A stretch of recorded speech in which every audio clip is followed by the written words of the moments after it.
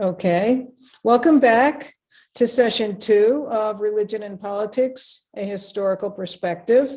My name is Linda Mercadante. I'm an ordained Presbyterian minister and a professor of theology and the founder of healthybeliefs.org, my own website and speaking business. So it's a pleasure to be here, and I appreciate the opportunity to teach on this course, on this topic, because it's extremely important. Because a lot of us feel that our era is unusual, and that nobody else has gone through something that we're going through, where religion and politics seems to be so conflicted. But actually, if you saw session 1, which you can always play for yourself on Zoom or on the website, you'll see that it isn't that unusual. It may be more virulent now, but it isn't unusual. So let me go and review session 1 very briefly. I can't do much to recreate the entire session 1. It is recorded for you, but I'll give you some sense of what we did. What we looked at last time, we looked at our founders, not the Puritans, not the people that settled America first, but the people that created the US government. So if you were here, I would ask you, what did you learn? And you can always go back and watch it. What jumped out at you and what was new to you? I understand some people did believe I call it a myth, but it's really more of an ideal, that the founders were all basically Protestant, Orthodox Protestants, even what we today call evangelicals. That's actually not what they were. We didn't have such a thing as evangelicals versus liberals. That wasn't a thing back then.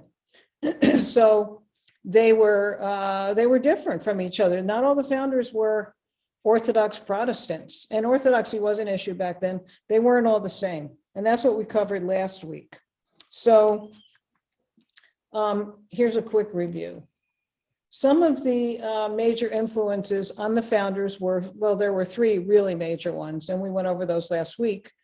And again, I advise you to go watch it because I can't go into all the details, but here's some of them. One was Protestant Christianity.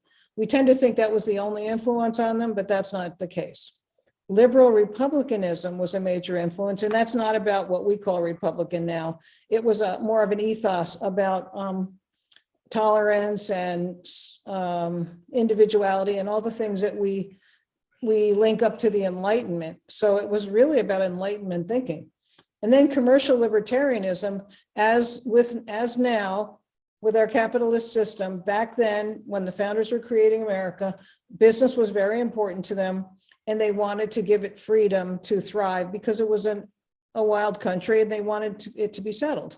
So business was very important even back then. And a lot of people farmed, but they also had specialties like horseshoes and other things. So, excuse me. So anyway, these 3 big influences really were what the founders were dealing with, not just one thing. So what about the founders in religion? Who were they? Last week we covered that. Well, a pretty important minority left their Judeo-Christian heritages and became Enlightenment deists like Thomas Paine and Ethan Allen. Some of them, and it was a significant group, but not the majority, I don't think, stayed practicing Christians like Patrick Henry, John Jay, and Samuel Adams. But then a very important and perhaps the largest element, although I really haven't counted, was the group that became Christian deists. And last week we covered what deism is. It's kind of like the watchmaker god. Deists didn't necessarily accept the divinity of Christ, but they did accept that there was a creator God. And so that was a large group. John Adams, George Washington, George Washington, Benjamin Franklin, James Monroe, we know these people, we've studied them. Well, they were Christian deists. They weren't what today we would call evangelicals or even Orthodox Protestants. It's the way it was. It just wasn't, that's not how it was back then. There was diversity even then. So did the founders, I'm still reviewing here, did the founders expect this to be a Protestant America like some Protestants today think it was back then? No, actually they didn't. This is really interesting. As a scholar says, the Constitution virtually ignored religion. They feared sectarian strife and church-state oppression, and they had come from that in Europe, right? So they didn't want to replicate that. So the delegates granted Congress no powers regarding religion. And when we think about the phrase separation of church and state, that's not really written in the Constitution, but it does come from the Constitution, the concept does. So what the Constitution really says is Congress shall make no law respecting an establishment of religion or prohibiting the free exercise thereof. So that's our founders' intention for the country. There was no originalist view that this was going to be a Protestant America. Some hoped it would be, but in the end, they decided to tolerate a little ambiguity and tolerate diversity. And that's still our heritage, which is, I think you might agree with me, a good thing. So what happened? Well, we started to think of ourselves as a special breed, an exceptional country. And this included, these are some founding principles that we still really adhere to, or we try to anyway. We're not great at it, but we try. Liberty, in other words, freedom, equality before the law, individual responsibility, representative democracy, and laissez-faire economics, meaning business should be able to do business. So those are our hallmarks, and those are the things that are ideals, not always fully realized, but they're ideals for America, for the United States of America. And that's what we covered in the first session, and I wanted to review that for you, especially if we didn't get to see it. So what about today? What are we going to do now? Well, then there's 4 presentations in this series, and it's chronological. So today what we're looking at is the 1800s. That was earlier, a rapidly growing and changing America. So the division between those who wanted religious pluralism and those who wanted a more established religion continued for a while. But in the interest of unifying the new nation, the animosity mostly evaporated, which was good. And by the 1830s, religion had been left to the states to decide if they wanted to have one religion per state. But by the 1830s, that wasn't working, and all states willingly disestablished religion. They did not require anybody in their state to be a particular religion, and we still have that. So just like today, all religious groups acted within a free and competitive religious marketplace, which today is only expanding thanks to spiritual but not religious people, a topic I'm going to cover in the 4th episode. So what did they do? What did they do? Those who had hoped originally for a Protestant America and those who didn't, and I don't mean one denomination won over, but there were many denominations, but they all thought, believed their religion was a good thing. So what did they do in the rapidly expanding and changing America? Well, a foreigner came to this country, Alexis de Tocqueville, and here's what he observed in 1835. He wrote a book called Democracy in America. It's very famous. And this person observed us in this country and had a very ironic view of Americans. He said, the majority lives in the perpetual practice of self-applause. Sounds like now. And there are certain truths which the Americans can only learn from strangers or from experience. So he thought we were a rather odd duck, actually, as a country. He was impressed by some things and found other things very ironic.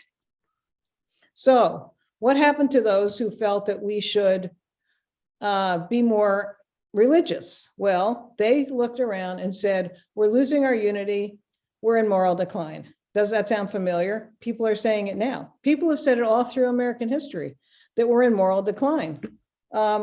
It's hard to tell what is moral decline and what is just changing context. So they disestablished religion and business was meant to thrive. There were lots of Enlightenment principles about tolerance and freedom of thought and all that. And freedom of religion was definitely a principle. So those who felt that we were in moral decline, what did they say? Well, here's an example of what they said was moral decline. Some people said we should not have mail delivery on Sunday because it desecrates the Sabbath. Well, they did have mail delivery on Sunday for a while, but others said, no, that's the only way to get communication and deliver packages and stuff.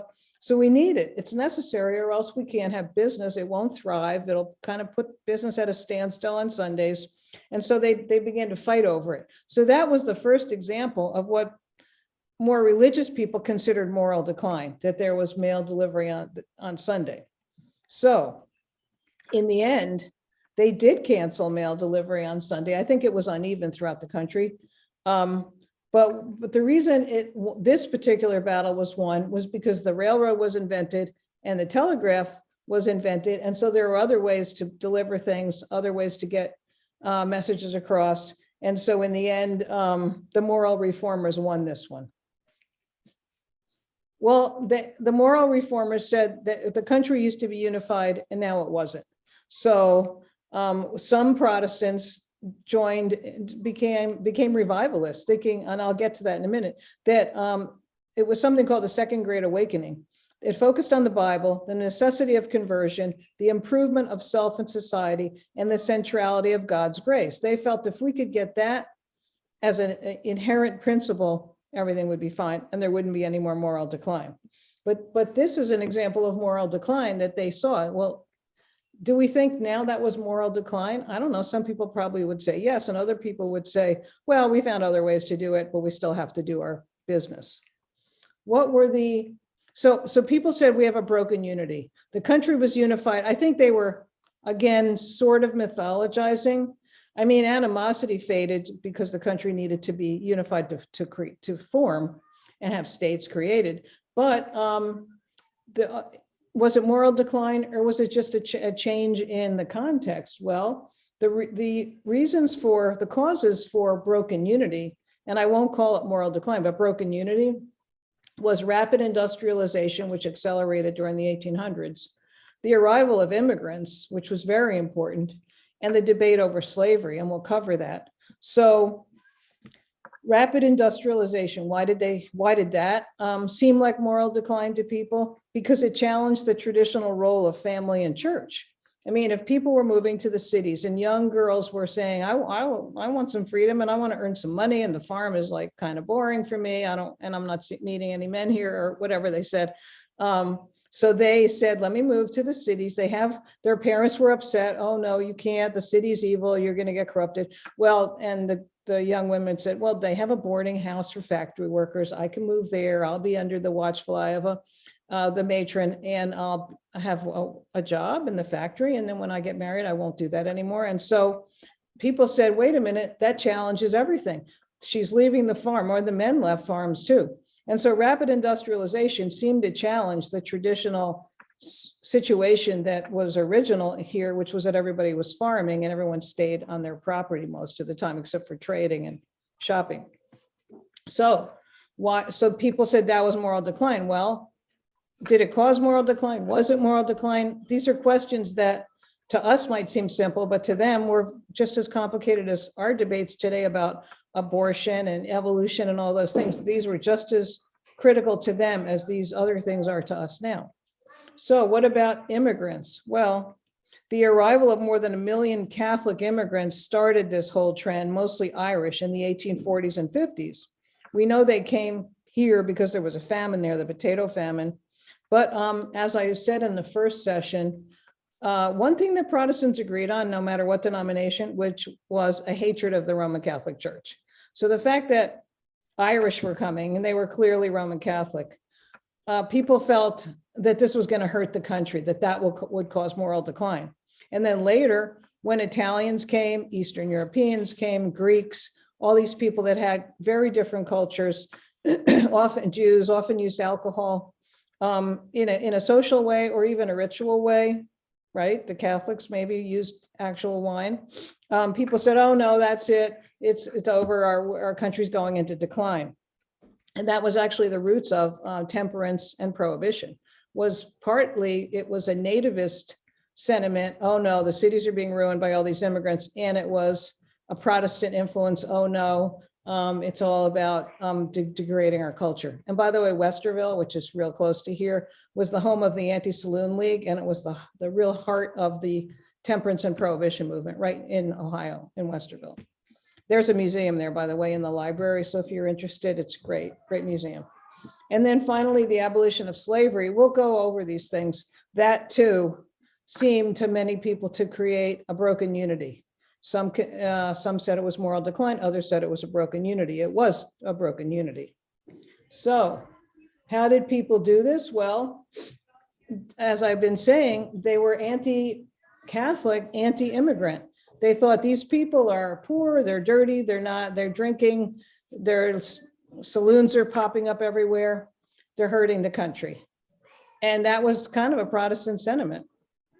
So there's some elements here where religion affects politics in maybe a detrimental way. And what about rapid social change? Because they had to deal with it. What did religious people say about the rapid social change? Moving to the cities, arrival of immigrants, debates over should there be slaves or not. What did they do? Well, as I said, a large segment said, if everybody's a Christian, there won't be a problem. Let's just convert and evangelize. That'll improve their behavior and it'll fight the effects of change. Others jumped on the bandwagon of emerging capitalism and said, no, this is good. This is business. This is all good. We'll just let business do its thing and the country will thrive. So you can see right away, there was a big fight that was emerging. There is a special, I think, on Netflix called The Gilded Age, and that shows this very well. It's later 1800s, but it's really good, and it shows how the kind of religion conflicted with emerging capitalism, but for some families, the richer ones, it came together. And actually, as far as industrialization and capitalism go, the ethos was among some religious people that the woman should stay home and tend the hearth. The man can get onto the trolley or whatever and go downtown and work. And so she preserves the religious home and he brings the money home. And that was a really big theme in the Gilded Age and even prior to the Gilded Age. So you can see right away that the changes in the country, because the country was growing, caused a broken unity, and often people would impose religious thinking on it to say it was bad or it was moral decline or no, business is great and let's keep doing it. So we've had these, my point is, we've had these problems since the beginning of the country. It's not a new thing. And it doesn't always end well either. I mean, sometimes things go in the wrong direction, as we'll see in a minute. So slavery, what did people say about that? And that was the most critical conflation of religion and politics that we've ever had. If you think it's bad now, you should have seen it back then. Religion was deeply implicated into this political situation. So some religious people saw slavery as a sin and even robbery, and others saw it as God's will. Let's look at that. The slaveholders in the South used religion, order, and economics to justify their practice. They said God has an order. God's will is that some people are just lesser. We're helping them because we're bringing them to Christianity. They tried to evangelize the slaves. They didn't want them to read, but they would evangelize them. Maybe they'd let them go to church, but sit in the back. Anyway, they thought they were helping. It was like, quote, the white man's burden, quote, that also was used for colonialism, colonizing other countries. But they felt that these were heathens, inferior people, and the slaveholders were helping them. They also felt that almost in a medieval way, there's an order to society. And if you, quote, step out of your place, society goes into chaos and declines and maybe falls apart. So everybody was given a place in society by God, and you got to stay in it or else you'll cause chaos. So they believed that, and those were religious impositions on the practice of slavery. But what about the North? Well, actually, it wasn't so unified. We might think, oh yeah, they were all abolitionists up there and they were all good people. Well, actually, that's not the way it was.